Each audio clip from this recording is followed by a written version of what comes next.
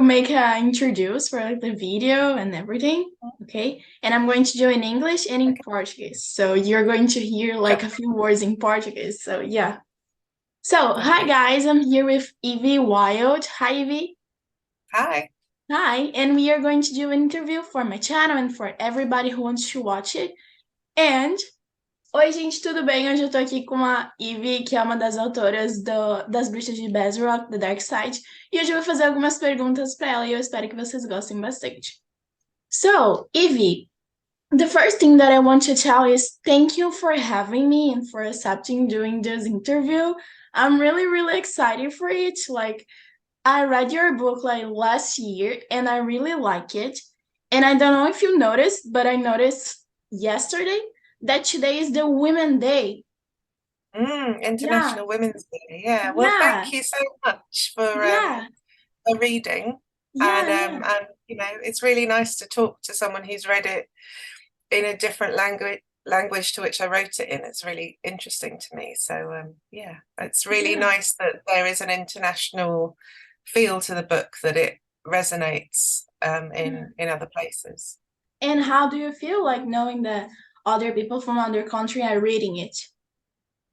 It feels like a privilege. It's wonderful that there's something in the book that translates to people, to women all over the world. I feel quite proud of that. And it's always a bit strange because, of course, I never know what the translation's like. But I think in Brazil in particular, I've had a really nice response to my books generally. So I imagine it's a good translation. Yeah, Brazilian fans are known for being like a lot kindly to the writer. Like we put a lot of comments on the post. Yeah. Yeah, I've noticed. It's Yeah.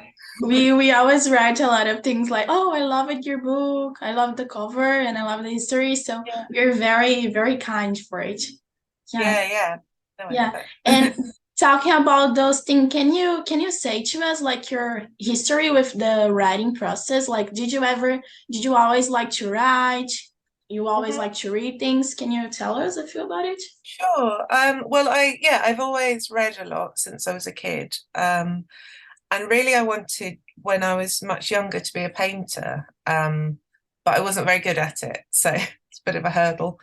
And and I found when I was about 14, I started writing short stories and just found I got the same satisfaction from finishing a short story, and you've made an object, and it was really the storytelling within the painting that I was interested in anyway. So yeah, I've always written, but not really ever with a view to getting published until an agent picked me up. I did a creative writing course at Goldsmiths University in London, and as part of that, there's like an online journal, and I had a short story up on there, and a literary agent got in touch and asked me to write a novel. So I did, and that was my first book, which is called After the Fire, A Still Small Voice. I'm not sure if that was translated.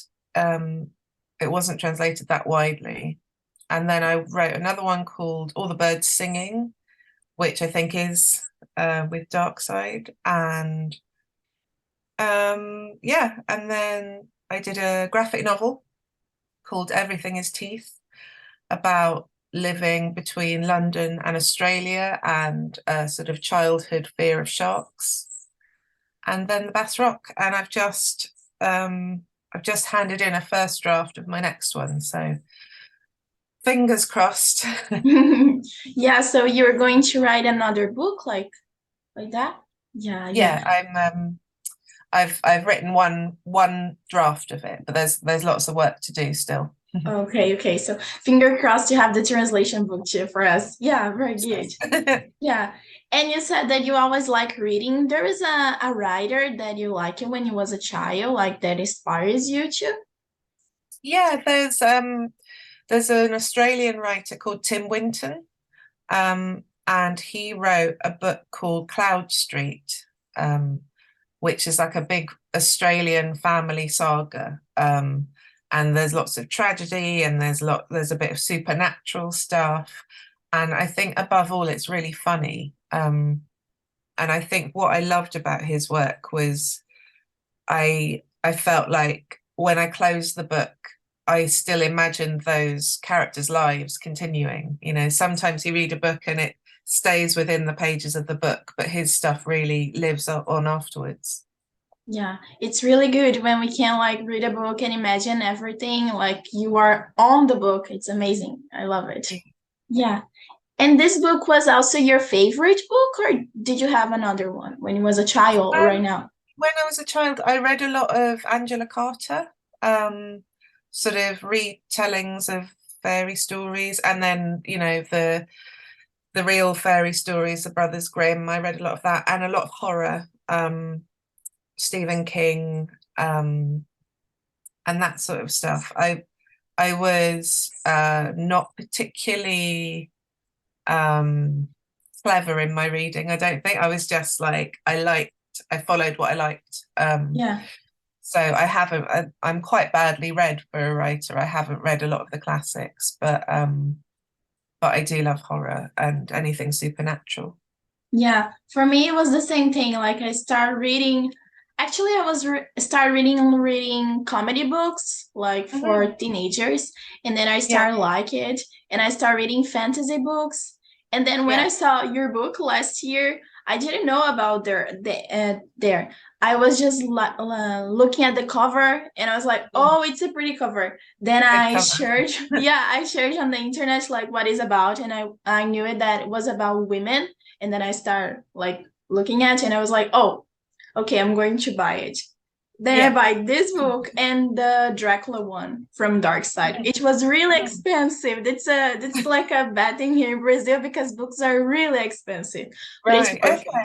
Yeah, it's Oh. really expensive. But it's worth because it was like amazing book. So yeah. Well, they do make them into beautiful objects out there. The all the drawings inside are really lovely. Yeah, Yeah. it's really pretty. Like it's one of the prettiest covers from the books. Like it's amazing. Yeah. Nice.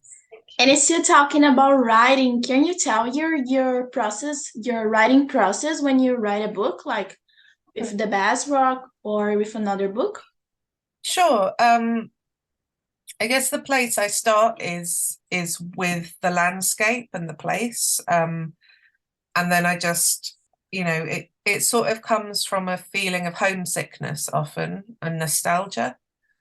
So my earlier books sort of focused on Australia quite a lot, which is where my mother's from, and and it's sort of that playing with being in two places and always missing one of them. So that is usually where I start. And there's often, especially with the Bassrock, there's a lot of family history in there. The Ruth, who is the woman in the 1950s, is a sort of version of my grandmother.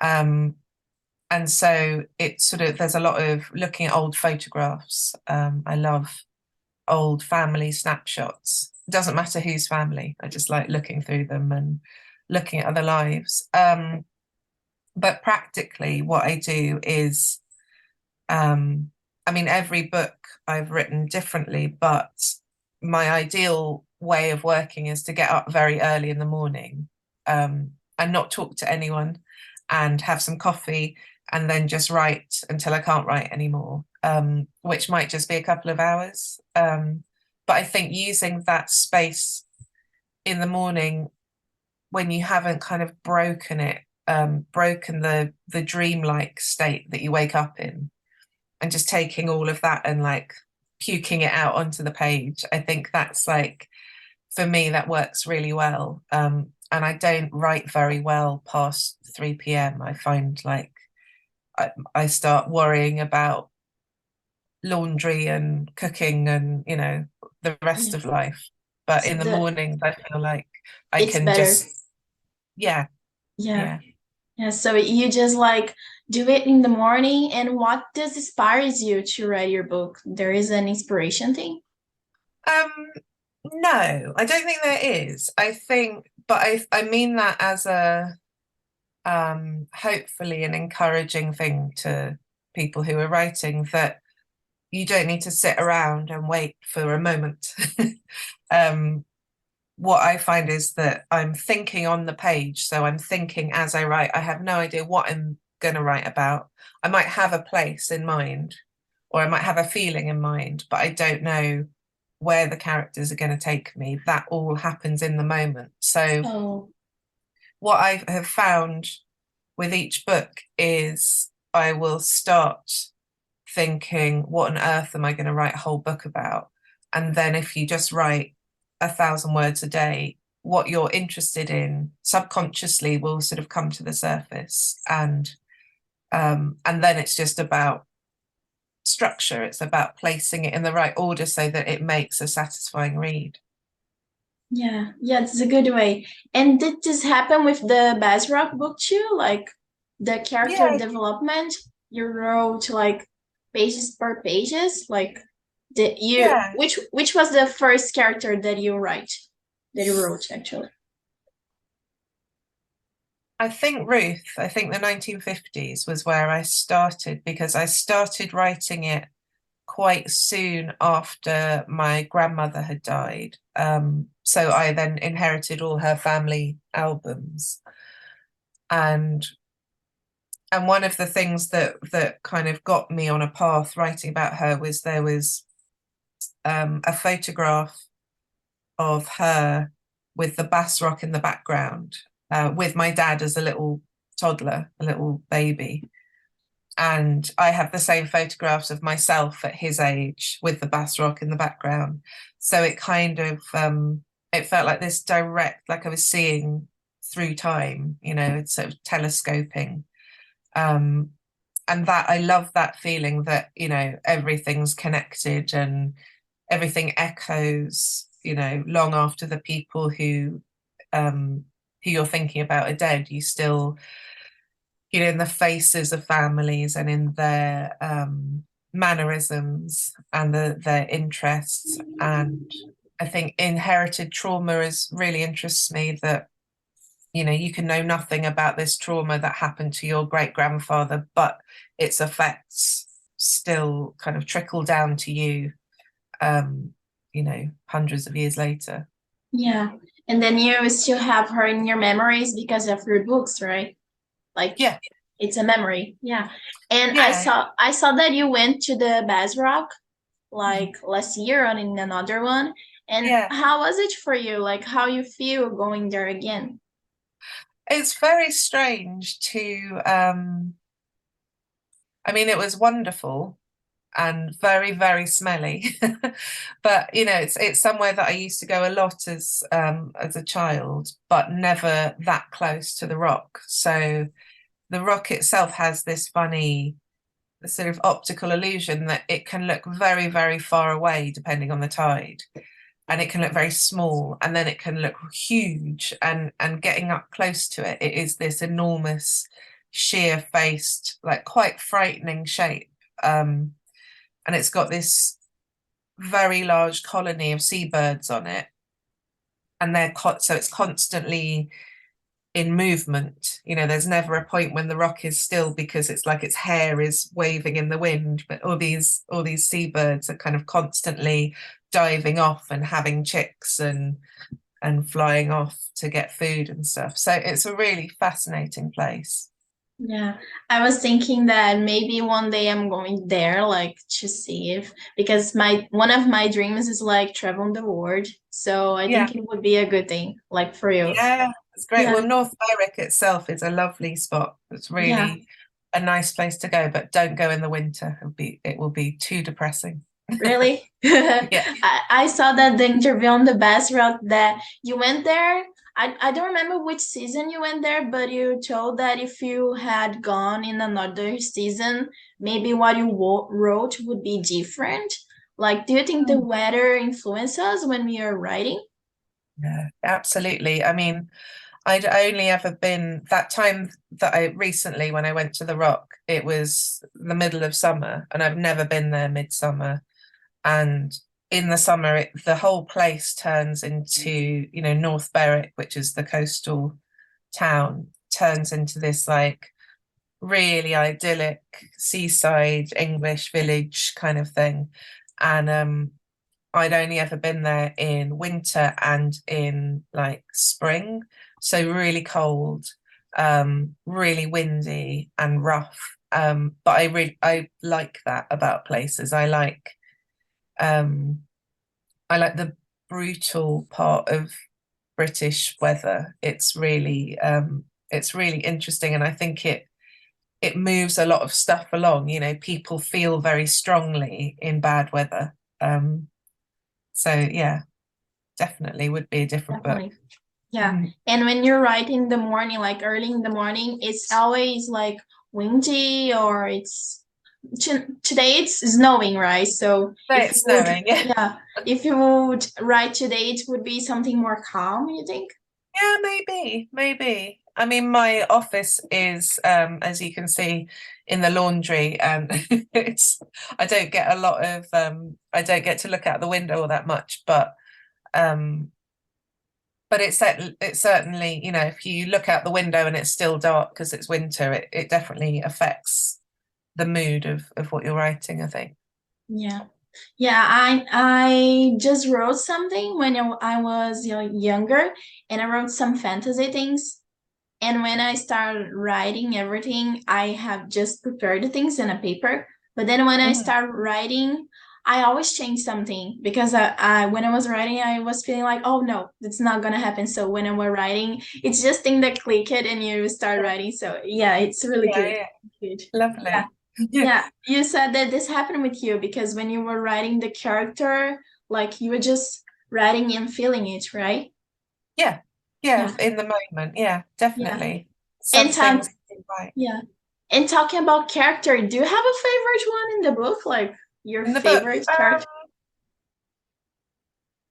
I think the one that was most fun to write is probably Maggie, because she's sort of she's like an unrealistic version of how a woman could be if they felt completely, you know, people talk about, you know, what if there was just one day where there were no men? And I feel like Yeah. she lived her life a bit like that. I think she's also really annoying. So, but I think probably like she was a lot of fun to write, but I think the one that I have the most feeling for is actually the two boys who then you see later as adult men, who are based very much on my father and my uncle. Mm. Um, and and I think something about like seeing seeing the two boys as children bereaved and then seeing where they get to. It's sort of that I love that kind of playing with that time within a person and looking at the not just looking at the good soft parts of them, but looking at the difficulties and how they neither of them turned into, you know, perfect human beings. Yeah. They're sort of troubled and but soft and traumatized, I think. Yeah, it's quite a funny thing when you're writing when something bad happens that then you're writing about it and you're like, I'm choosing to traumatize these characters. It's quite an odd Yeah. thing to do. Yeah, yeah. It was really good reading the book and like realizing that their characters were connected. When I was reading, I was like, oh, so they are connected. They are like family. Yeah. I Yeah. even let me show you. I even put a post-it here like Oh connecting all the yeah. characters, yeah, because I was like, oh, who is Peter, and then I was seeing Yeah. the connection between them, so it was amazing seeing that. It was perfect. That's so nice. Oh, thank you. I think I have a very big family, so it is confusing, you know, and I feel like I'm very happy to have a situation where a reader might not immediately know where they are and be a bit disorientated. And I like giving a reader something that they have to work on a little bit and make that leap themselves. that sort of moment of discovery. Yeah, this worked. Really good. It was perfect. Yeah, yeah. I started reading, and then in the first chapter, maybe there is a deaf body, and I was like, oh, someone died. And then I start reading again, and then the character have like changed it, and it was like, oh, what is happening? And then there is the other chapter, and then everything was like different, and it was, oh my god, what is happening? But then I started reading, and I started getting involved with the book, and then I saw the connection. So perfect. Yeah, I think the hope is that if a reader trusts you because they like the voice and they believe the voice, then you can take them to strange places and they won't be angry about it. Yeah, I was perfect. Yeah. And writing this book with all these characters was something easy for you, or was it hard? Like, Um, both really. I think it's very difficult to write about one singular character on their own because if you put a character in a landscape, you have to work out how they got there and who they are. And it all, for me, that involves sort of excavating their family and their childhood. And, I feel like every book I've written is sort of like a slice of what it could have been, because I would happily build the family over and over again, and look into great grandparents and all of that sort of stuff. So for me, it all feeds into itself. It's like a snake eating its own tail. It's all important and wouldn't exist without such a big cast. But it does, it can get complicated. But I think when you're writing it, it only gets complicated if you've chucked in a character that doesn't belong there.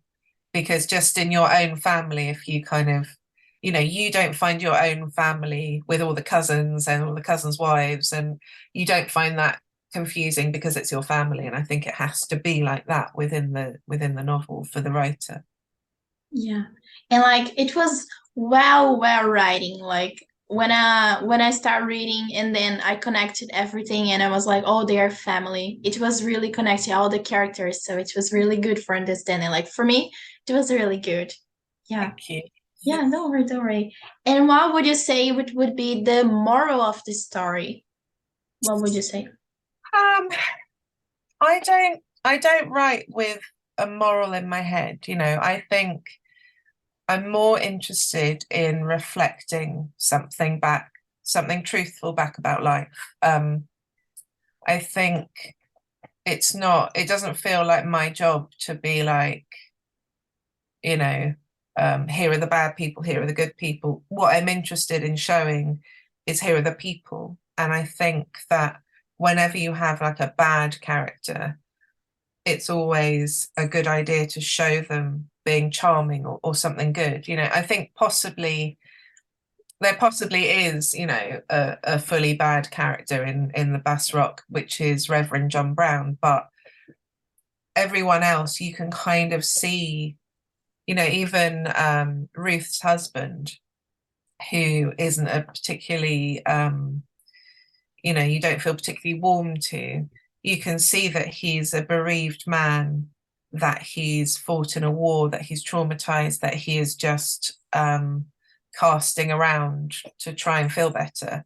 And while that hurts a lot of people, it's like it's still the humanity of that is still important, that it's present. So I feel like the moment you start to kind of have a moral about fiction, it can deaden it somewhat, because the reader knows, as you're reading it, that the relationship between men and women and the patriarchy is difficult and sad and brutal. You don't need me to tell you that, but what I would like to do is show how everyone is very complicated, and the kind of the minutiae of people's lives is more interesting to me than making a judgment on them. Does that make sense? Yeah, It does, it does. Yeah, it's good because your character are not like the bad ones and the good ones. They're people. So Yeah. it's perfect. Yeah, very good. And talking about the book, there are a few questions that I ask some reader what they wouldn't like to know. And I'm going to start with me because I am the interviewer. So I'm going to ask the first Sure, question. That sure. is something that I really want to know. Like when I start reading this book, there is like here, there is, can you see Oh, it? yeah. Yeah. There's number one. Yeah. So I was thinking, do you plan to do another one, like a second book or something? What, like a series? Yeah. Oh, no, I'd never, do you know what? The funny thing with being published in translation is you don't often get a say in what it looks like. And I think the book looks beautiful. I'm so happy with it. But that was very much a decision that the designer made in Brazil. Um, so yeah, no, I think even though I think there's a lot more to say and a lot more that I could write about it, um, I'm just making sure that I'm not lying. No, I think that was a moment of my, it was a very particular moment in my life. I was writing it. So I had a new baby and my grandmother and my father had just died, and that felt like that book for that moment, you know? So I Yeah. feel like all of those people are there. And I am it sort of feels like I'm writing a sequel because I'm at the minute writing the TV adaptation.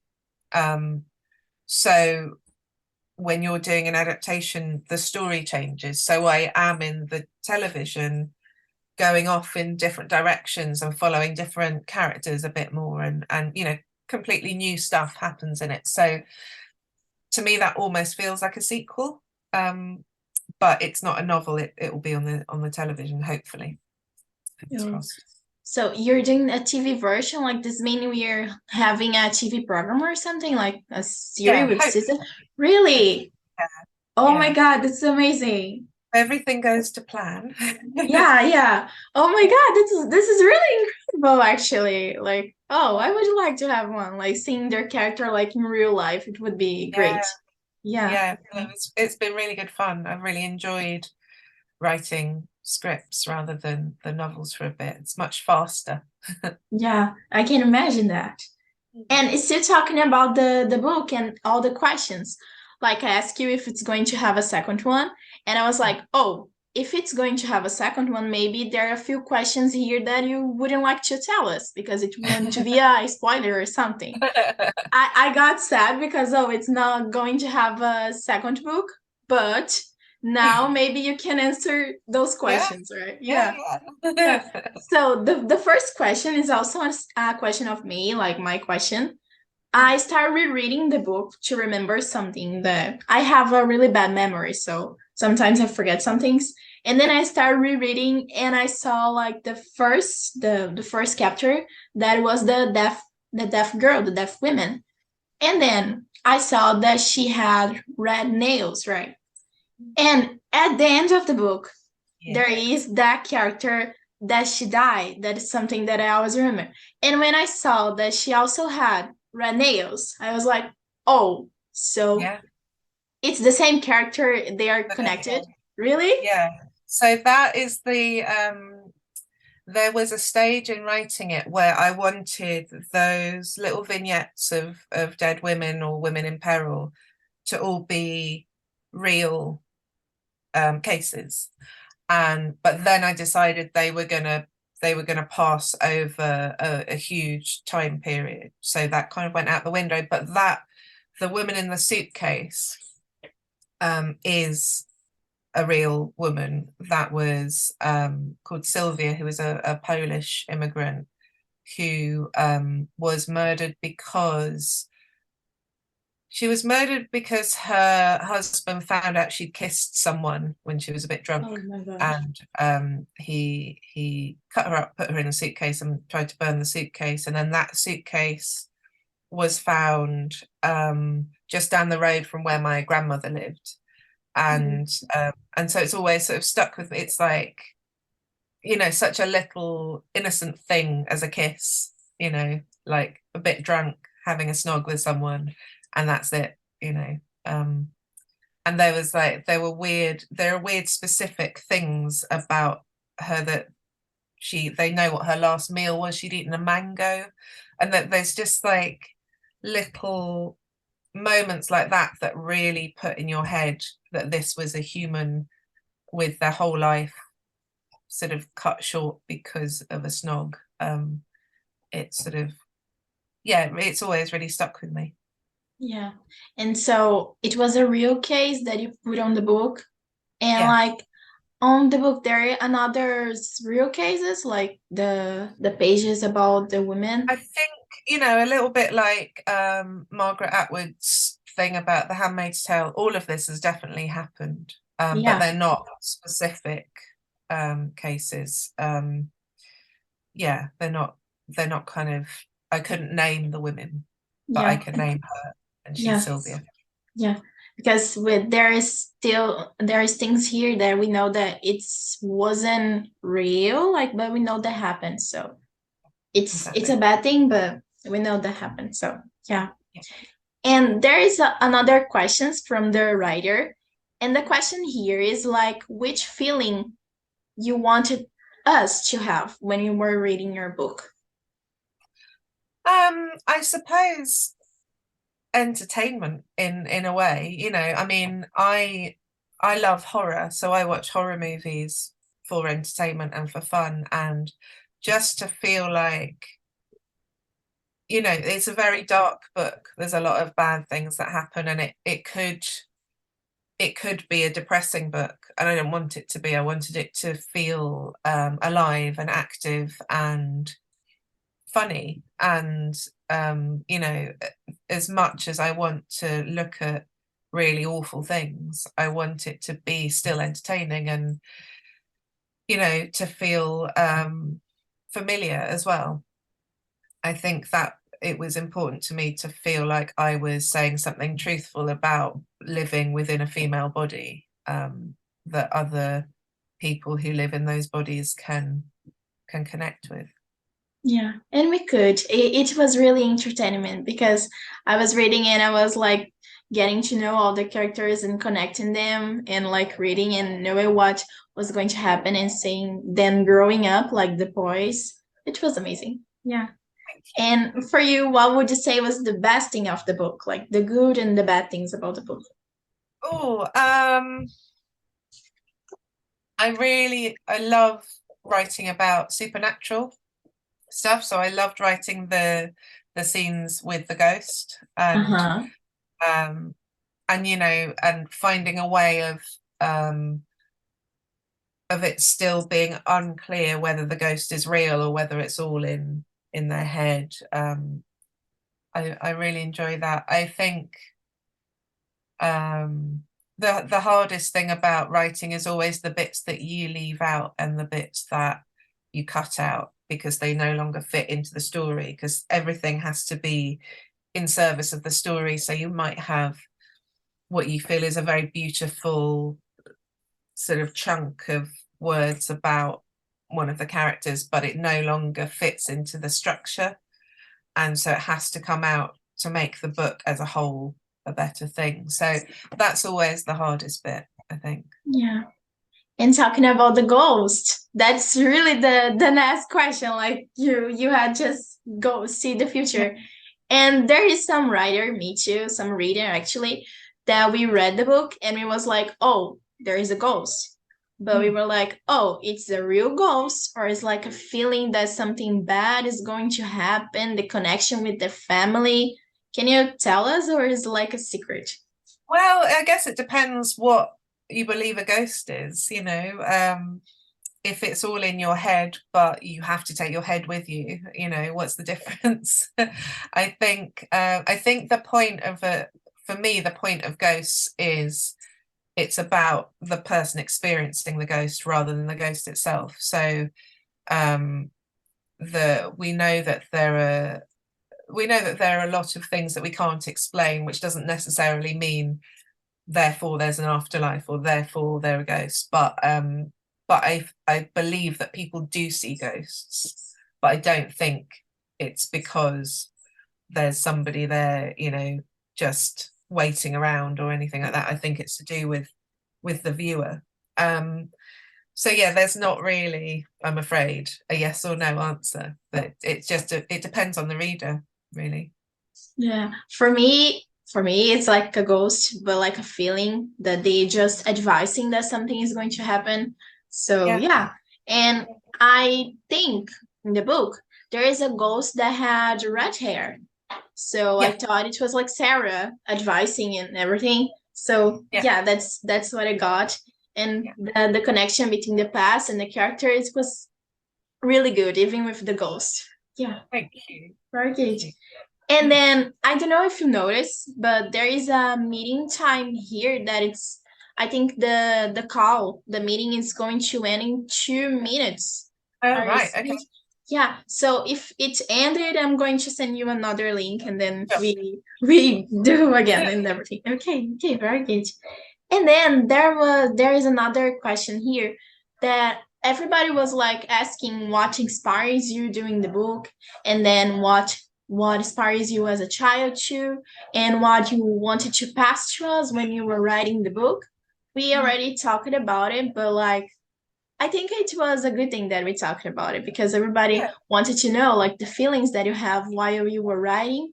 And there is a reader that wanted to know if you would say that your life is like that, like calm, and you just do things like normal things, like it's a calm life. Would you say that, like your life for you? I suppose it probably is a calm life. I don't ever feel calm, but it's I have a husband and a child, and we do those things that you have to do. There's a lot of admin, a lot of it's a very normal life. I teach a bit, and I do this sort of thing. It's nice to talk to people. But yeah, there's not, I think my actively non-calm days were in my 20s. I was not calm then. Yeah, yeah, In my yeah, yeah, yeah. But yeah, Eh, I don't feel calm on the inside, but I am 43 now, so that an element of calm has descended. Yeah, I know how I feel. Like I can have like a calm day, but inside of me, I'm not calm. I'm like really whoa. So it's not going to have be like a calm day, like ever. Yeah, yeah, Yeah. yeah. And you said that you're a mom, right? You have two I children, have one. children, This one. one. Okay, This one. yeah, Yeah, he's 8. eight And really. Now I shucks. think yeah, yeah, okay. And there is just some other questions that I want to ask you, but the first one would be like, what do you want to tell to Brazilian like readers? Would you have like a few words for us? Um, just I think the sort of culture that you talked about earlier of Brazilian readers championing books is so wonderful. And I see it a lot with my last book, All the Birds Singing, that's like got a fluorescent pink cover. So when you're looking on social media, it pops up. Um, and I just see people holding it up to the camera all the time, and I, no idea what they're saying about it. They might be saying this is dreadful, but but it is so wonderful to see that kind of enthusiasm especially from young Brazilian readers. I don't know. I would just say like, thank you so much, and it makes a huge difference. Yeah. Yeah, I would say the same thing. Like your books are different for us. Like when we just want to enter in another world and like getting more immersed into it, it was Mhm. really good. Yeah, so thank you too. Thank Yeah. you. And what would you say to us, like women, on this Mhm. day, with the Women Day? Do you have like something to tell us? I suppose. you know, every day should be International Women's Day because we don't go away the rest of the time, you know. Yeah. I don't know, there's so much brutal stuff happening at the moment, especially to women.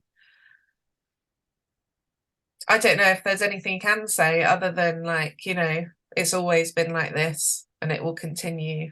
And it's the more that we talk and the more we read about each other, the better. Yeah. You know, It's a food. it's not really Yeah. it's not a message of loads of hope, No. but it's Yeah. I think I think there is hope in women talking. I think that's the main thing that we can do, talk to each other and believe each other. Yeah. Yeah, that's a good thing. We hope so, right? I don't Yeah. know if you know, but there is a trend on TikTok that we talk about the past and the future things like the present days. Hmm. And there is a few trending videos that was with women, and there Hmm. is the past and Hmm. the present days. On the past days, there is a woman that saw another one in the present days reading and writing. And then the woman was like, "Oh my God, what are you doing?" And in the present day, the girl was like, "Oh, I'm writing and reading." And then the woman in the past day was like, "Oh, we can do that." And then Yeah. I was like, "Oh my God, it's a really changing thing." Like it was really slow, but Yeah. maybe things are getting better for us. Like, Yeah. I think in certain areas, I do think that, you know, if I had one kind of message that I was thinking about in the book, it was um, that witch hunting hasn't gone away, it's just changed its name. yeah, Um, so I think there are still things from way back that we're still struggling with. yeah, Um, but yeah, I think the more the world opens, the more we see each other. Yeah. we have to get together. Yeah. Yeah, like Vivi and Maggie. I was Yeah. like, whoa, they were really like friends. They were protecting each other. In the beginning of the book, we can see that they were talking because there was a man behind the car of Mm. Vivi, and I was like, oh, they're protecting each other. And I was like, Yeah. I really like it because we have to do that. We have to like get Yeah. together and protect Yeah. ourselves. Strength in numbers. Yeah, yeah, yeah. And I think, let me see it. I have a Sure. thing here. Yeah. So, yeah. And I already asked you, like, I think, yeah, I asked you a lot of things, I think. And what do you think about the interview? Did you like it? Sorry, say that again? Did you like the interview, which was great for you? Oh, this. Yeah. Yeah? Yeah, Yeah. it was terrific. Yeah, Yeah, really that's good. nice. That's good. For me Yeah. too. I Yeah. was, I am a really shy person and I'm really introvert. And when I talked to you, I was having insomnia. I couldn't sleep. And I was Oh like, oh, no. I'm going, yeah. I was like, Yeah. oh, I'm going to send her a message. I didn't thought you were going to answer that. Yeah. And then when I woke up in the other day, you were like, oh, sure, let's do it. And I was like, oh my Oh no. God. Oh my God. Yeah. I was like, oh my Yeah. God, is this real? And I Oh, also have dreams about it that I thought wasn't going to happen. Like I thought yeah. it weren't you. Like it was Yeah. another person. And I Oh, was like, oh my God. And then when you show up in the live, I was like, oh my God, this is real. That was that's really so amazing. sweet. Thank you. And as I am also very shy and introverted, and you know, these things I've got better at them, but the more you do them, you know, it does feel like baptism by fire, but they get easier. Yeah, Yeah. yeah. Yeah, I was thinking about it. And just for you to know, you were the first interview that I do in an English language, Oh, talking in really? English. Yeah. Wow, well done. Oh, thank you, thank you. I think my English improved because I was watching TV shows and music and series and everything. That's And I fantastic. was, yeah, and I was also an English teacher. So for me, it was easy to communicate, but I was really nervous, like really Yeah, yeah, I nervous. can imagine. I Yeah, can this imagine. happened. Yeah. And I was thinking like maybe in the future, like I don't know, if you release another book or if you want to do another interview with me, it would be great. In Like I'm touch. always Yeah, of there. course. Yeah, well, Yeah. you have my email, so keep in Yeah. touch. Yeah. Yeah, thank you. Thank you so much. So Okay. I really liked this interview. It was amazing. I think it was a special moment for me and for my life, like for everything. And I really like it. I also really like your book. Was one of my favorite ones. I even put in a different way because I have my normal books Yeah. here, and I have like I specific shelf, Yeah. like my bed, and then I just put your book there, like boom, Oh, because it was one of my favorite. thank you so much. Yes, yeah. I So really, doing the interview was amazing, amazing. well, thank you so Yeah, much. It's been so nice to meet you. yeah. Thank you, thank you. It was nice to meet you too. Yeah, I really like it. And I think I'm going to like edit a few clips of the interview and post it. Then Lovely, maybe I'm going to post on Instagram or on TikTok and on YouTube. Then I'm going to lovely, like tag you on everything. lovely. All And right, yeah, lovely. I yeah, will yeah, keep an eye out. yeah. Thank you so much. I All right, really love it. Yeah, really nice to meet you. All really right. nice to meet you too. Yeah, Okay, have a really and good. happy Women Day. Oh yeah, Yeah, Wednesday. All yeah, right. yeah. Thank you Take so care of much. yourself. Thank you. Thank you, Kara, too. Bye bye. Bye.